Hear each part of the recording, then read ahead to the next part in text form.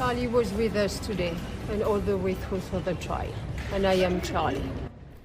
A jury has spoken. The mother of one victim sharing her grief. Jawan Carroll, the gunman in last year's deadly mass shooting outside a downtown Minneapolis nightclub.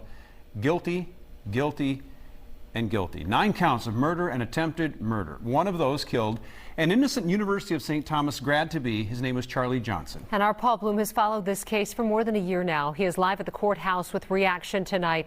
And Paul, the defendant had claimed self-defense that night. The jury did not buy that. Kelsey and Randy, you mentioned it off the top. 9 total counts. It took this jury, though, only 4 hours to render their verdict guilty.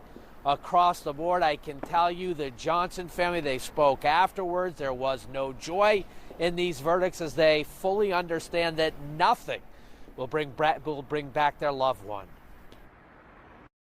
I wish I could say I was happy about it.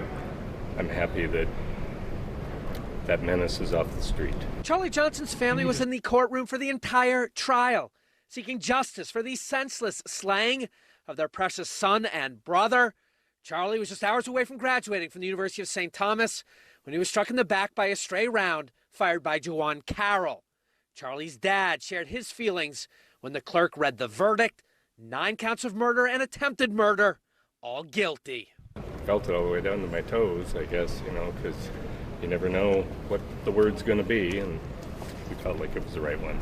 The now 25-year-old Carroll had argued self-defense, that he should not be held criminally responsible for the 2 deaths and more than half a dozen injuries when he exchanged gunfire with an armed rival on a busy sidewalk at bar close.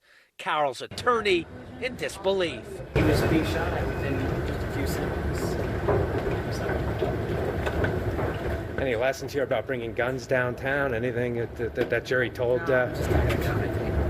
The jury took only about 4 hours to deliberate after listening to a week's worth of testimony from Carroll, law enforcement, and those who survived the mass shooting. The Johnsons now choosing to remember how Charlie lived, not the evil that stole him from them at the age of 21. We're committed to carrying Charlie through us the rest of our life, living like he taught us to live.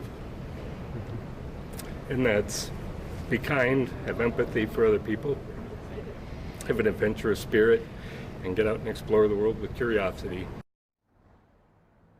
And Jawan Carroll remains down the block at the Hennepin County Jail. He will return to the courthouse behind me on December 12th for sentencing. We're live in downtown Minneapolis. Paul Bloom, Fox 9.